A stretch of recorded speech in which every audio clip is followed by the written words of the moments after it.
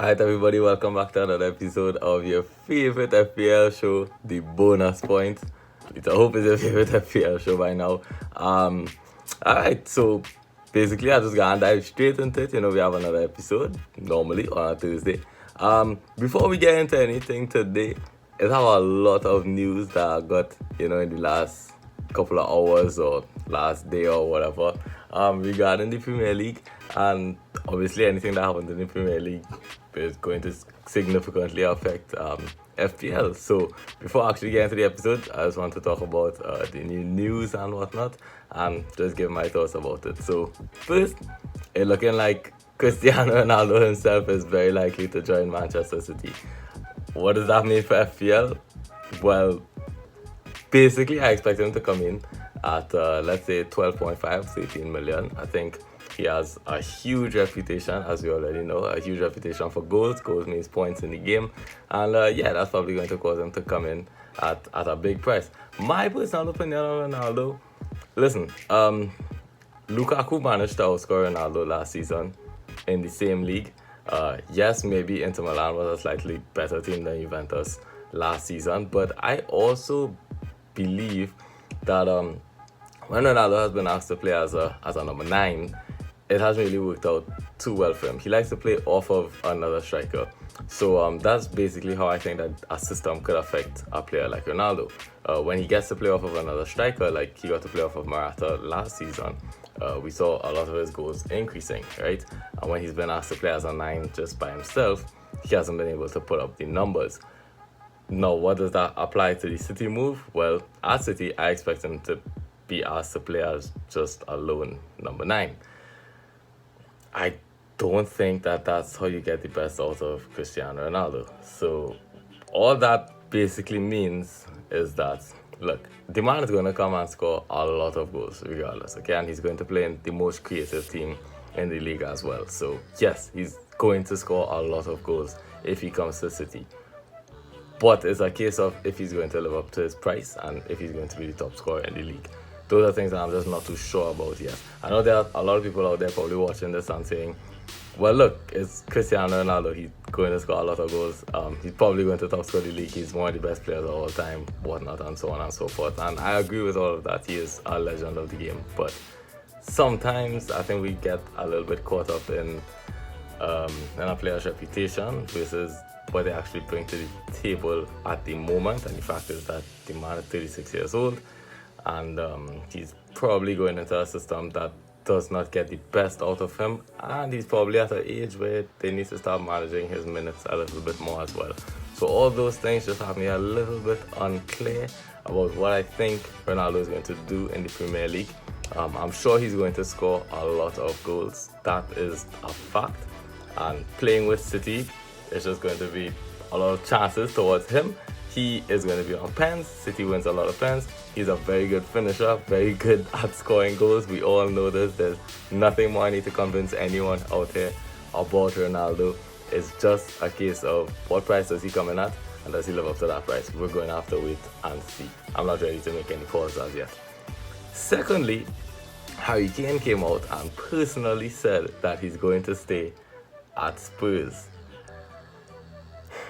Maybe it's not the best move for his career, but at least in terms of FPL, that somewhat makes Spurs assets a little bit more recognizable, I guess.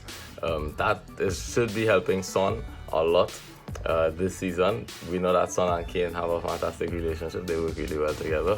And with Kane back on the field, I expect that Son should be scoring more goals. So if you own Son, let's say for now, keep him. And if you want to get Harry Kane, well, go ahead. I mean, the guy's proven in the league, and he just came off a fantastic season. I don't see why he can't do it again. Nuno is a very good coach, and he's had Spurs off to a good start. So I really think that Kane could be a good option at Spurs. It's just a case of if we could afford him, if it makes sense to buy him at 12.5, or I believe he dropped to 12.3 now, but it's still very expensive. And he has a lot of competition right now in terms of the other big strikers and other big names in the league. So it's just going to be a case of, is it worth to spend that money on Kane, or do we just cover him with someone like Son? And then finally, clubs have came out and said that they are going to they are going to ban their players from traveling to any red-listed countries during the international break. That basically means that for players that I've been talking about from before, like Rafinha, Salah and whatnot, players that we thought would have to go to a red-listed country and then come back to England, quarantine for 2 weeks and possibly miss 1 or 2 games, that's not going to happen anymore. So, yeah, if you want to bring in Rafinha, if you have Salah, you can keep him. I think these are still good moves to make. They should not be missing any games due to quarantine restrictions because they simply aren't going to travel to any red-listed countries. And that's it for the intro. That's my thoughts and opinions on some of the hot topics in fantasy right now, some of the hot topics in the Premier League right now, I should say. And without further ado, we're going to just get straight into the video. So, on screen right now, you should be seeing my team.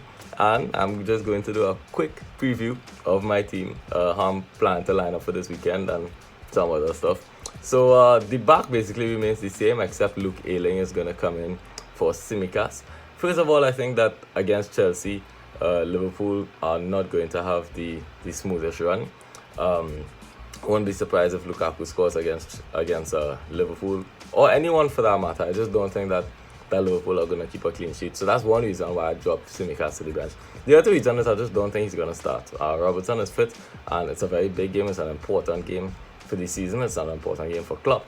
And I expect Robertson to start this game and for Tsimikas to be on the bench. So for that reason, I dropped him to my bench, replaced him with Luke Ayling, who's playing against Burnley. And listen, they've been struggling to score goals right now. They've been struggling to create chances. And I honestly think that Luke Ayling should be on for the clean sheet, as well as maybe even an attacking return. Because in my opinion, he's been attacking a lot more this season. I've seen him come up with some shots on top of the box and send a lot more crosses into the box as well. So I'm hoping for the best from Ayling right now, and I think it looks good on paper at least. Moving into the midfield remains unchanged from last week.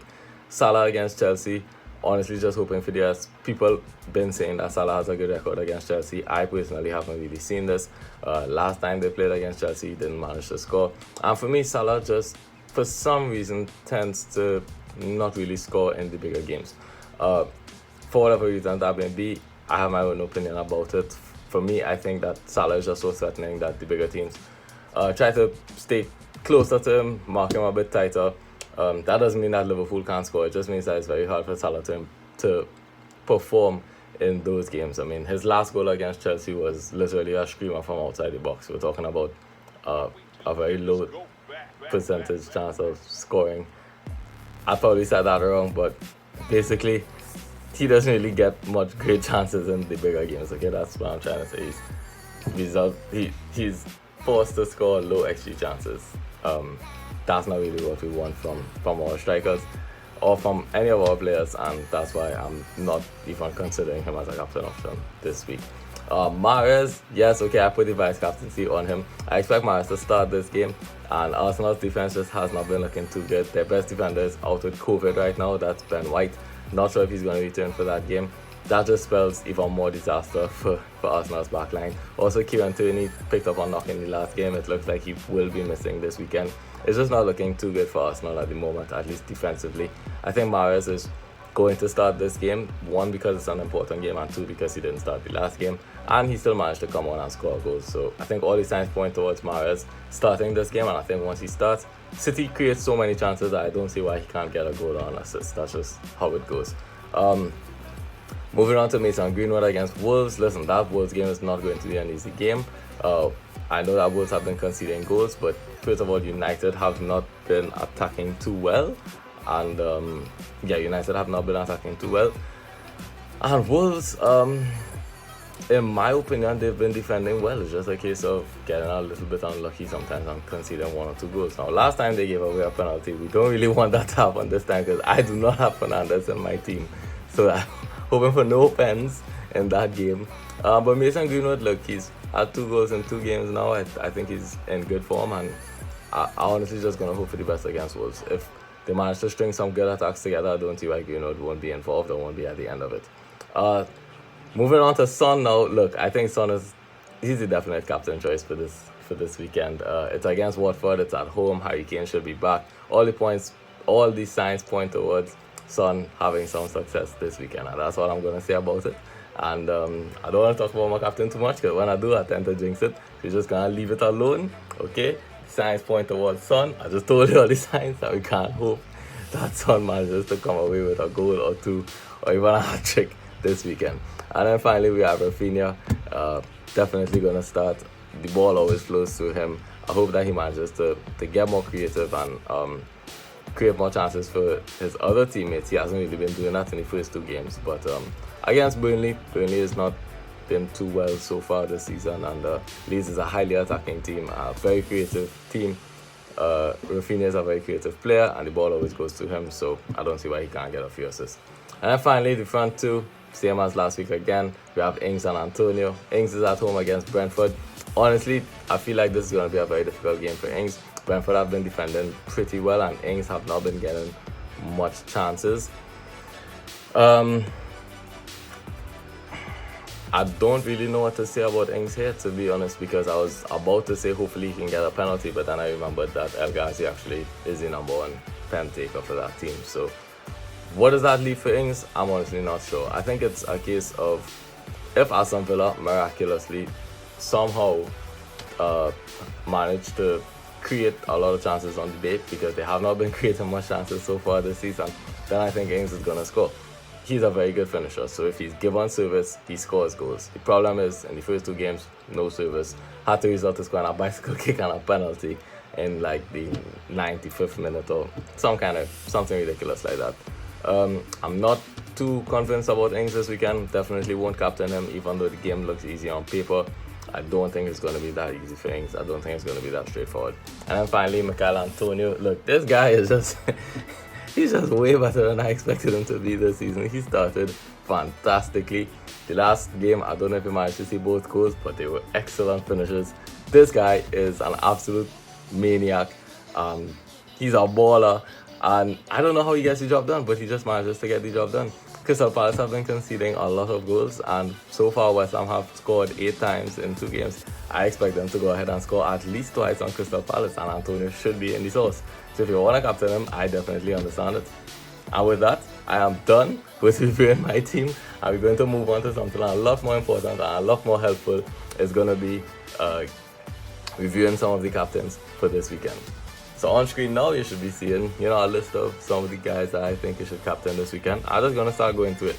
So the way I like to decide, first of all, who to captain is I like to look at easy fixtures for good teams. Basically, if a big team is playing against a team that is very weak defensively, well, I want to captain someone in that game. And that's basically the trend that you're going to see today. So first we have Leicester City against Norwich, and I am thinking off the bat, Jamie Vardy. He's been getting all the chances for Leicester so far. Let's forget about the last game, because Leicester went ahead and got a red card, and after that, everything kind of just fell to pieces. But in the first game, Vardy got so many chances. I know he only managed to score once, but the important thing is he's getting the service and he's getting the chances. I think Norwich has been the worst team by far in this season. And Leicester, on their day, could be a very attacking team. It could be very hard to deal with Jamie Vardy. Personally, think Vardy should be a very good captain, at least on paper, for this weekend. Someone else from that team that I'm looking at is Ricardo Pereira. He's been very attacking, and I also think that he should be able to keep a clean sheet in this game. So if we're looking at a clean sheet, that's at least 6 points. And because he's been so attacking, I don't see why he can't get an assist, maybe even a goal, because he's been popping up in the box a lot more than he should be. And get some bonus points as well. So I think Ricardo Pereira could also be a very good option for captaincy this weekend. Moving on to Crystal Palace versus West Ham. I mean, the obvious two is Antonio and Benrahma. These guys have been supernova since the season started. I don't know how much more I need to convince you all about these two. It's going to be a home game. West Ham tend to do very well at home, as you saw in the last weekend as well. And Antonio and Benrahma, they've just been on fire right now. And a lot of times when you build that momentum, it just keeps going and going. I expect these two to get returns again, and I'll be happy captaining either one of them. My personal opinion is to go for Antonio, but if you want to go for Benrahma, I understand that as well. Now we have Kane and Son versus Watford. Listen, if you're going to captain someone from Spurs, it has to be either Kane or Son. their relationship is so good on the pitch. When one scores, the other tends to assist. And that's just kind of how it goes with the two of them. When they're both playing at the same time, they create so many chances for each other. Usually it's Kane creating for Son, and I expect it to be that way in the Watford game as well. I've seen Watford playing with a bit higher up the field, and I just don't think that they're ready to deal with Son's runs in behind and Kane's blind passes to Son. Like, Kane understands where this man is going to be at every point in the game. He can literally play a blind pass, which he has done a few times last season. Son gets on the end of it and scores. I think I'm expecting to see something similar to that again. I'm expecting, if Kane starts, and he should be starting, I expect the link up between Kane and Son to be very dangerous against Watford. I don't think Watford are ready to deal with these two guys. That's it for captaincies. Maybe some other games that you could consider would be Everton versus Brighton. I know DCL has been fantastic so far, and he's been getting loads of chances, but this Brighton defense should not be underestimated. I think that they've defended pretty well in the first two games, especially in the second game. And I think Everton will struggle a little bit more to create chances against Brighton, especially if they decide to sit a bit deeper. Everton likes to create their chances on the counter. They like to go through quick transitions. They go through the gears very quickly, and they get a ball into DCL quickly. I don't think Brighton is going to allow them to do that. Brighton is very good at destroying the play in the midfield and cutting out any quick transitions. Bissouma is just the king of that, to be honest. And I also think the three in the back is going to help Brighton this weekend, because most of Everton's attacks like to come from the width, and Brighton has been pretty good at cutting out attacks from wide positions with that three in the back system as well. So I think it should be okay to leave out DCL from the captaincy list this weekend. But if you want to consider him, I definitely understand that he's been getting loads of chances, so by all means. And then there's Villa versus Brentford. Look, I spoke about Ings before. Villa have not been creating much chances. Even though the fixture looks good on paper, I don't think that this is a game that I would like to take a captain out of. Villa just have not been creating much chances, so I think this game is going to be a lot more difficult than it's expected to be. And then finally, United versus Wolves. I mean, if you're telling me that you want to captain Fernandes, I understand it. He's a very good player. He's been getting a lot of chances. In the first game, he scored a hat-trick. In the second game, he got a decent amount of chances to score and to assist. So, if you want to captain Bruno, I definitely understand it. My opinion is there are better captains out there. That actually brings this video to an end. As always, if you have any comments, questions, concerns, whatever it is, leave it down below. Please like, share, and subscribe. I will catch you next time.